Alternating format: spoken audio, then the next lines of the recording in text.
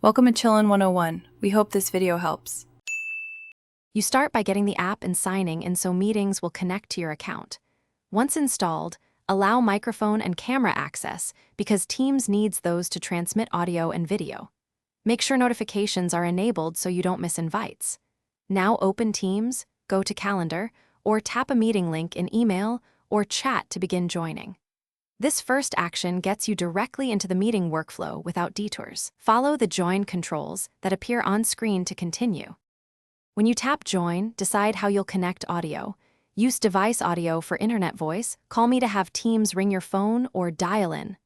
Once chosen, configure mic and speaker, tap mute to avoid background noise, and switch cameras if needed. Use the preview screen to check video framing and background effects. This helps you look and sound professional. If unsure, use the in-call audio test or play a quick sound to confirm speaker output before entering so you don't disrupt the meeting. Once in the meeting, engage with chat, reactions, and the raise hand feature. Share your screen with the share button when presenting.